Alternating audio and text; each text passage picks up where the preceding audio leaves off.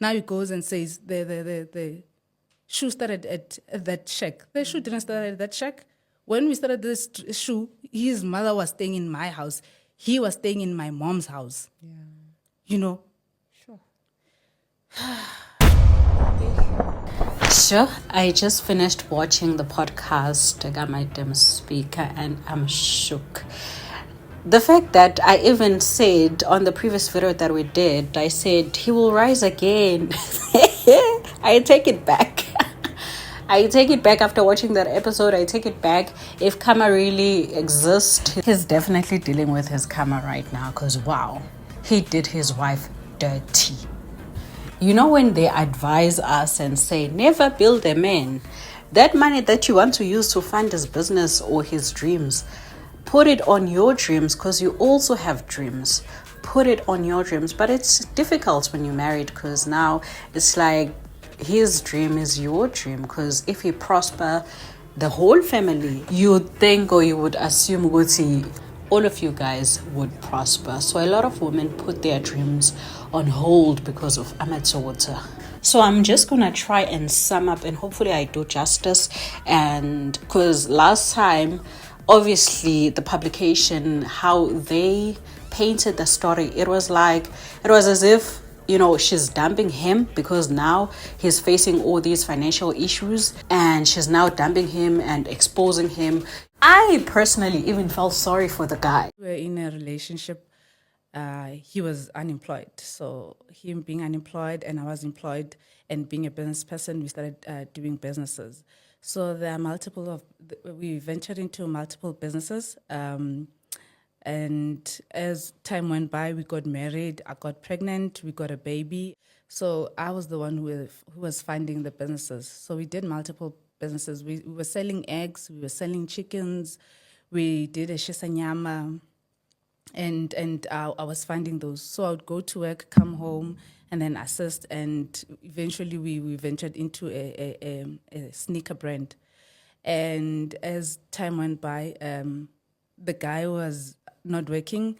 So now I am a breadwinner. I'm a breadwinner at my mom's place. I'm a mother to my siblings. I'm also a mother to my child. And I'm a breadwinner in our household as a newlywed couple. And now I had financial strain to a point where we had to move into my mom's house. Okay. So I moved in with my husband into my mom's house, and that's when we started the sneaker brand. And as we went by, I got married to my husband, the then husband, and I only knew that his mother was staying in Limpopo. So a year later, I found out that actually his mother was not staying in Limpopo. She was staying around Ivory Park where I grew, but in a squatter camp not far from the relatives that we would normally go to. Yeah. And when I figured and discovered the situation that the mother was in, I had a conversation with his son to say, I think we should move your mom out of the squatter camp. She should go stay in one of my properties. So before getting married, I bought a property and then I built apartments and cottages. So I asked one of the tenants to move out and we asked Ma to move into the house. So Ma moved into the house together with her daughter, who is a little sister to my then husband. So when Ma moved in, she stayed there and then we did the business. And fortunately, this time, this business was a success. And me being at work and the husband being on the floor, he was the face of the business, and I was the backbone of the business. So I would go at work, come back and do your e-commerce, take orders, and as a system and a business analyst, I had the luxury to do work from home. So at times we'd go do deliveries, I'd go deliver with him. So it's not only the sneakers, we were doing deliveries from chickens. I would have my laptop on the side, have my child at the back and go deliver your chickens. We're delivering chickens, we're delivering eggs, and so forth. So when time went by, the business was now growing. As the business was growing, my private car, which we used to use to deliver, it was not sufficient. We had to buy a business car. But now the husband had not been working for 2 years and he didn't have a good credit. So, and the business was less than 6 months. So it couldn't afford to buy a business car. So I had to go and buy a business car on my name. So I bought the first business car that we bought for the brand. It was under my name. It's still under my name and it's still being used at the company. But now as the brand grew, that's when the downfall in our marriage came, because now the husband gained popularity, I could say. He gained popularity, and now he had a new circle and, exposed to new, I could say, environment that affected unfortunately, it got worse because now he would come home toxinated, and now he would come home doing things that I am not used to, like participating in rituals that we are not used to, And when I would talk about the rituals, to say, why are you doing such things? Coming at home at 3 a.m. and slaughtering cows and stuff like that, slaughtering chickens and stuff like that. It was something that I was not used to. And I would be shocked. And when I spoke about it, that's when the abuse just escalated. Now it was no longer about the coming home late. It was just a lot of things. And at the time, I remember the sneaker had bad review, and they were saying the sneaker is not of good quality, and people were just bashing it. So every time he would have, because he was the face of the business, is the face of the business. Every time there would be a lash out on the social media or the troll, they'll come directly to him, and he'll take out his frustrations on me. So it got to a point that the abuse was a lot, and we have a small child. Our child at that time, he was a year old. And it got to a point where I said, you know what, this is not it. I think our child is getting exposed to this. Phones are being broken every week, buying new TVs every week. It's best if we separate. And then he was saying he's going through a lot of pressure from social media. Yeah. And he's going through a lot of childhood trauma now because he's exposed to a lot of things right now, things that he couldn't afford previously and stuff. Yeah. And people and stuff. So he'd come home very toxinated and just abuse me to a point where it'd be physical. So when we spoke about this, we're like, maybe you need to move out and go for therapy, work on yourself. And during that time, we were in the process of buying a house. So we bought a house, and then he moved out. After moving out, he left us in the house. In the new house, we're doing renovations. We stayed behind in a rented house. And so he moved into the new house. But now he would come home every other day. So he would rent an apartment somewhere, and let's say in 7 days, he'd come home four times. So he'd come on Monday, come on Wednesday, come on Friday. Like he'd just come on every other day. And when he comes on those days, he comes at very odd hours. He'd come at 11 o'clock at night, or come at 5 a.m. And when he comes at home, he just come at home and be, intimate with me, and then immediately leave. So that got worse to a point where I told him that you are going for therapy, but I'm getting hurt. You can't just come home and please yourself and then go, And then it got to a point where he said, no, but you're my wife. I married you. What do you mean? You want to deprive me. Why do you want to deprive me? Such. I'm like, but I'm getting hurt at that at this expense. I'm getting hurt. And then the abuse just escalated to a point where we now started talking about divorce. We said we'd rather get a divorce. Let's just divorce. This thing is not working. It's not working out for me. It's not working out for our child. It's not a safe and a healthy environment for us. It's toxic. Let's just separate. So as I did that, he would come at home at those odd hours, to a point where I had to change the door locks, because he's a husband. It's his home. He had spare keys. So I had to change door locks to stop him from coming home and continuing with the abuse that was happening. So when I changed the door locks, he would call or come and knock. If I don't open the door, he would call me and say, but I want to see the child. I'm like, okay, it's fine. You can see the child, but call me in a timely manner. During hours, tell me in advance that you want to see the child. You can't come here at 11 p.m. and say you want to see the child. Yeah. And previously when he was coming, he would make sure that he comes at odd hours when the child was sleeping. But now that I've changed the locks, he now wants to come into the house to see the child while he's sleeping. It got to a point where he says, okay, fine. So I was going through a lot. Emotionally, I was going through a lot. In my marriage, I was going through a lot, to a point where my employment ceased. So after losing my job, I went through a lot of, I could say I was outbent. And he said, yeah, you're not working. So if you're not going to open for me, I'll stop paying rent. I'll not send you money. And then he stopped paying me rent. If I would not succumb to what he says, he would not send money. So for years, I would go.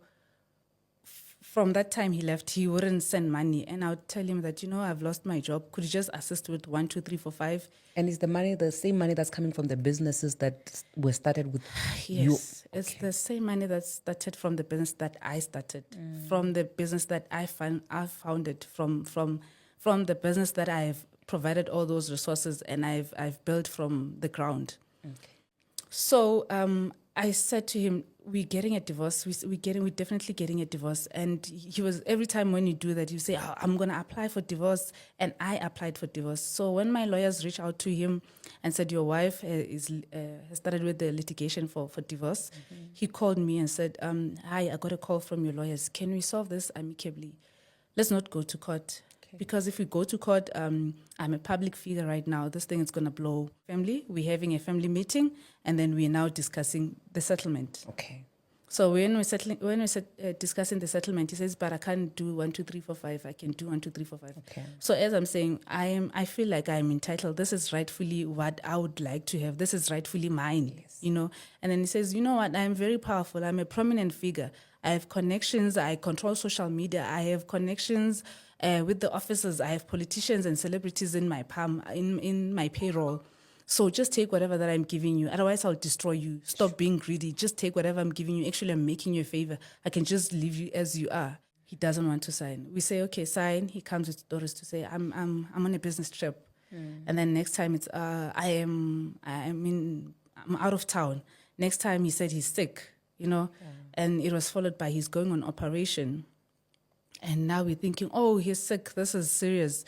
We're wishing him a speedy recovery, only to find that this guy is buying time. He's orchestrating. He's building things against me. So while we're waiting for him to go on operation, the next thing I see, I am trending on social media. I am trending there saying I am a gold digger. Sure. He started the business after we got divorced, and now I'm coming for his shares. I want shares out of a business that I'm not even entitled to, because he started the business after the divorce. And I was surprised that to this day we're still married. Started not answering calls. So the following week I trended again. But this time it was not me being a gold digger. This time it was I am mentally ill. I am admitted. And I got a call. When I got the call, I was in a restaurant with my son and my sister. So a friend calls me with a video call. I'm answering the phone. I'm like, how? My sister, you are in a restaurant. You are apparently trending on social media. Well, now we know that you are in hospital. Apparently you are sick. You are mentally disturbed. The court order told him that you need to spend time with your son. It was in Feb. They told him he needs to spend time with his son, see his son twice a month. Up to date, he only saw his child twice. Sure, it's a lot, guys. It's a lot. Now you can find the full episode on Madam Speaker's channel, and you can just watch the whole thing. I think it's 50 to an hour long episode, so I definitely recommend that you go there and watch the whole thing. Now I'm just gonna give my commentary, okay? By the way, I had explained the whole thing, and then I just thought, you know what? It's better, or it's best sometimes to just allow a person to say their story, and to say it the way that everything transpired, what a third party explains. Now this lady has been through a lot. She has been through a lot because of this guy. The guy is busy painting a different picture on social media. The business is successful. Meanwhile, kubo baswela into abazoyidla. Kodwa yena kanqeni ukuthi athathe imali athi phathi wabanjani. Kubo kodwa abanagesi abanambani. and masebe senkingeni kakhulu bafonela the wife. Imagine the wife is already dealing with her own things. She can't afford certain things. She's now unemployed. The business she started is, making money, but unfortunately she can't tap into that. I think I love how Madam Speaker conducted the interview. I love how she didn't disturb the guest, but I would have appreciated if she asked questions after she told her story, like, okay, when you guys started the business, mase ni register a business, how did you split the shares? Or maybe what convince her somehow was, baby, ngizolibhala egameni lami for now, and then later on we can change, no need to go through yada yada yada. I would have loved to know, good team, how did they do the split? Because the story reminds me of that sentient blesser Edwin Sodi, and how he did his wife dirty as well. So I would have loved to hear such questions being raised or asked. Maybe someone would learn from them as well. It's painful, man, what's happening to this lady. You find a business, you believe in someone or their dream or whatever. In fact, it wasn't even his dream. Now he's making it seem like it was his dream, or, he started it by himself, struggling there. But the wife was the backbone. The wife was the one who was sponsoring and funding the business, who started the business with him. And now he's pretending like 100 million rands worth of deal. Meanwhile, your family is suffering. Ooh, have shame. Allegedly, because this is only the wife's side of the story. But I have shame. The fact in Joguta, I even felt sorry for him. The fact that because I saw the wife Minanje as this devil who left this man because now he's going through these financial challenges. But when I'm listening to the wife's side, I'm like, wait a minute.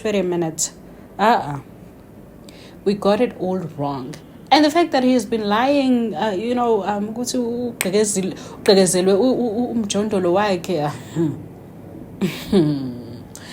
when I saw that post, I was like, okay, but there is no sign. There is no sign. But why would he lie? Why would someone just wake up and lie? Turns out, according to the wife, he is a pathological liar. So he's capable of anything. He can just wake up and lie. Now, the wife also did Kaza Uguti. He has been refusing to sign. He has been coming up with different excuses. I am assuming, I don't think that he's refusing to sign because he still wants his family back, but I am assuming that he's refusing to sign because he doesn't want to split.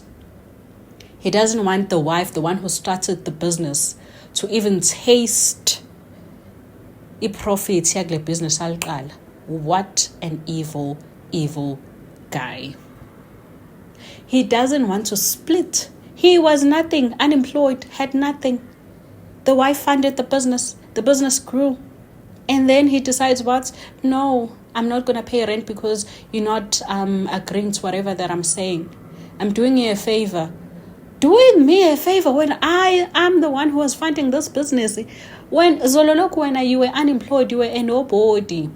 Now you're telling me what you're doing me a favor. If you even give me 10 rand, you're doing me a favor. Yo, amadoda guys, angazi shema bafana bashise angazi. Yo, imagine, like, he would rather have his son to starve and not go to school, and ahambe ayowenza ayokwamaphathi ahambe ashaya isiphihli sephathi celebrating nonsense. Meanwhile, his wife is suffering. And this wife has been so quiet for a long time.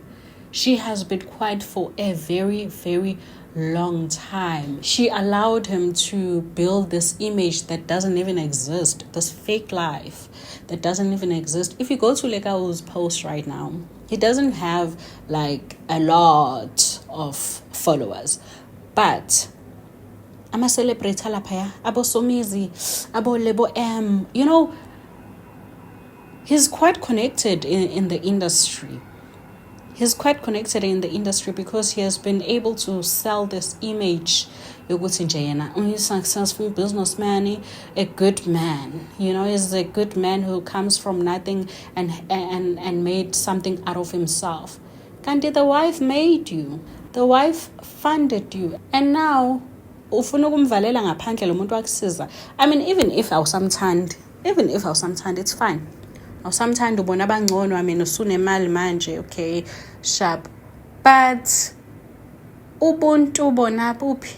Because at least mola lebusuku ukuthi lo muntu lo owangisiza ngelutho ngingasebenzi ngaze ngahlala kubo untombazane ngingasebenzi ngayilutho lo muntu wangisiza ngeke angimnike noma u30% kwibusiness because she's the one that helped you to kickstart the business. Without her the business ngabe exist. Abafana the boys game mntasekhaya. Now someone was like, can we please boycott Strip? He's already bankrupt. Most of their shops are closed even. No need. He's ripping already. Okay? No matter how sad their story is, never ever find anybody's dreams but yours. People are so opportunist. Sis, she is so smart. Now it makes sense why the business is falling apart, because the lady has been the brains of the whole business. If he is so good, why is his prominence struggling to get up? Hiding his mom was a big red flag. You're such a wonderful woman. This man was bad news from get-go. Unemployed for long, was bad with money because why did he have bad credit? He neglected his mother and lied about her whereabouts, his origin. What man moves into a woman's house? Worse, the woman's maternal home. That's an audacious lich with no pride. With what money did he marry her? Because he was unemployed. All the money came from his lady's businesses that he was facilitating while she works. Yes, he married her with what money? I guess it goes back to never ever pay lobola for yourself. Even if he works for you, kwama business akho, and he takes that money and saves and what. Don't do it. Red flag nje from the get-go. He surely didn't see this coming. He's coiling wherever he is with all that money he claims to have. His chisgop is sweating while watching this. Oh man, I feel so sorry for this lady, honestly. She went through the most.